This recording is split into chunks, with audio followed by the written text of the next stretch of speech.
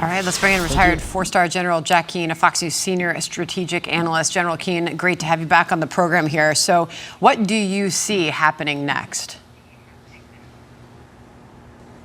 Well, I think what we're really going to happen, we'll get past this ceasefire violation, I do believe. But I think for our audience to clearly understand, the ceasefire violations began right away when the peace agreement between Hezbollah and Israel took place over Lebanon on April the 17th. Over 2,000 drone and rocket attacks into northern Israel, forcing the evacuation of those towns and villages. And those people have been gone all that time. Kids are not going to school. Israel can't stand for that. That's a violation of their sovereignty. Remember, the objective that Iran and its proxies have with Israel is to destroy the state of Israel. And what they mean by that, they know they can't defeat Israel IDF military capability, but what they want to achieve is make the security situation so volatile that that small tribe of people, 7 million Jews, no longer want to raise their children and their grandchildren there because of the security threat. So what has happened in northern Israel with the evacuation of their homes, with the evacuation of their schools, evacuation of their workplaces, is certainly a step in that direction. And that's why you get the zeal coming from Israel, because there's a threat to their very existence. The major lesson learned out of October the 7th for the Israelis, and this they will admit was a mistake that they made, just as we made mistakes leading to 9/11. Their mistake was they can no longer permit proxies on their borders to build capability to attack them. And they let Hamas do it, and that led to 1,200 people being killed, 255 hostages, and we know the story very well. On the very next day, Hezbollah attacked them. So what they're trying to prevent right now, during the ceasefire violation that Hezbollah is causing, is make certain that that capability does not remain in southern Lebanon from which to attack them. Yeah. And Israel cannot avoid that. They have to take this on. And I think the administration recognizes that. I would like to see them even publicly recognize the green light that Israel needs to have to be able to deal with this threat. Although we saw J.D. Vance at the podium yesterday in the White House briefing room chastising Israel to say, hey, you're complaining about Donald Trump. You know, he's the greatest friend that Israel has. Just want to point out that we're looking at the White House as well, General, because the president is going to be departing soon for a local trip. He's also going to Camp David this weekend.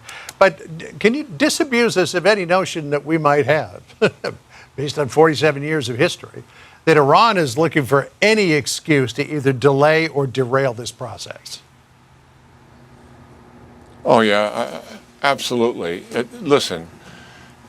7 presidents before this president have all tried to accommodate Iran and to try to work with them as, quote, a normal country. Even Ronald Reagan, after they blew up the U.S. Embassy in Lebanon and in Kuwait and the Marine barracks, he was still trying to work a deal with them to get hostages out, which nearly brought down his administration. By the end of his administration, he recognized there's no dealing with them because they tried to shut down the Straits of Hormuz. And he took down what existed of their navy and their oil platforms. But everyone has tried this approach with Iran, and it has not worked. Both intelligence services, Mossad and CIA, also have reservations about them ever agreeing to a deal here.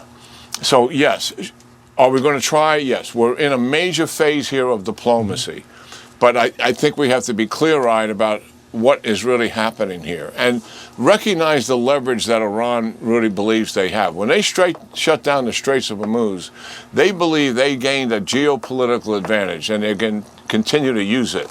Anything that happens here that doesn't go their way, they're going to say the Straits is closed down. That's where they're coming from. They believe they have some leverage here, and the facts do speak for themselves.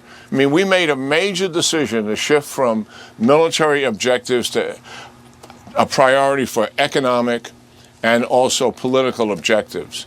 And the advisors to the president landed the idea that given the oil prices and gas prices by the closure of the Straits of Hormuz, coupled with the ability of Iran to retaliate against oil and gas infrastructure in the region militarily, that would lead to a world depression.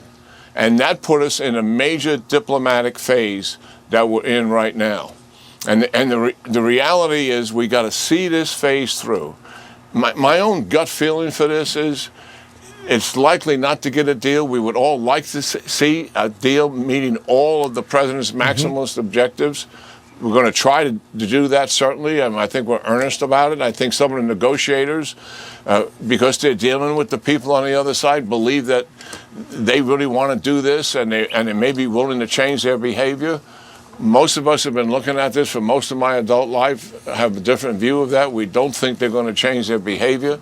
The reality is they're operating in their own national interest based on their own ideology here, and that's the reality of what we're dealing with. But this one thing I do know is President Trump is the first president to confront this regime, and he did it very powerfully in Midnight Hammer operation and obviously in full military operations here as well. But we're in a diplomatic phase. If this diplomatic phase doesn't work out, President Trump has 2 years left of his presidency. I guarantee you he is not going to turn over an Iranian mess to his successor, which was handed to him by President Biden. He will not do that. He will clean this up, and if that means full military operations to bring these guys down once and for all, that is what he will do. We're not in that phase, but we're in a diplomatic phase, and let's see what happens here in this phase. Yeah.